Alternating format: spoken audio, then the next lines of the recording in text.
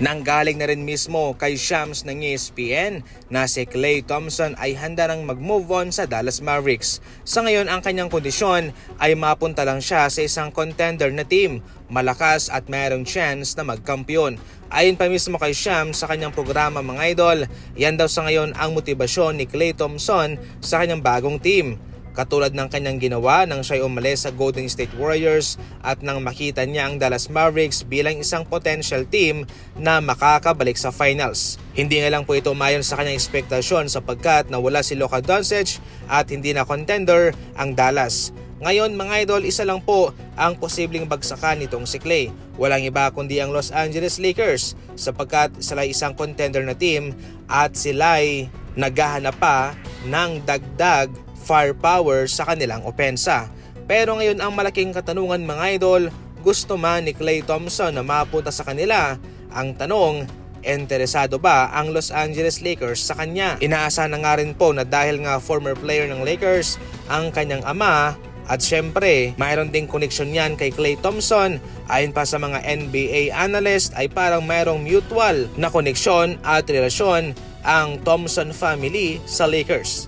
Yan po sa ngayon ang ating abangan mga idol. Ibang-iba na nga sa ngayon itong si DeAndre Ayton sa Los Angeles Lakers.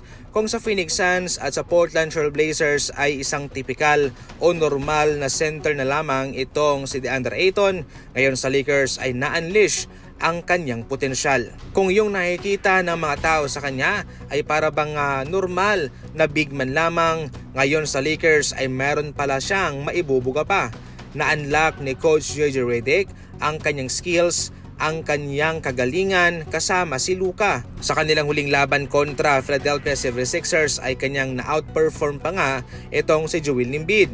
Kung tutuusin, ibang level itong si Embiid kumpara kay Ayton, pero ito'y kanyang naungusan pa. Marami din po ang nagbibigay ng credit kay Luka Doncic dahil napapagaling niya itong si DeAndre Ayton katulad ng kanyang ginawa kay Daniel Gafford noon, Derek Lively at kay PJ Washington. Bagamat maraming mga trade rumors, mga mock trades, mga proposal patungkol kay Giannis, eto mga idol, kanyang miniting ang kanyang mga kasama, ang kanyang mga teammates sa Milwaukee Bucks para bigyang komento ang mga rumors, mga proposal na nagsisilabasan. Ayon pa mismo kay Giannis mga idol, sa ngayon ay nakafocus lang siya sa panalo. Nakafocus lang siya ngayon sa Milwaukee Bucks at dapat daw na huwag magpa-distract sa mga ingay sa labas. Ito'y marahil naapektuhan po sa ngayon ang mga teammates nitong si Giannis sapagkat sa mga balitang nagsisilabasan patungkol sa kanya. Kung mapapansin nyo ay nagiging professional lamang itong si Giannis sa kanya mga kasama. Pero sa bandang huli ay gagawin niya pa rin kung ano ang nararapat na desisyon para sa kanya at sa kanyang hinaharap.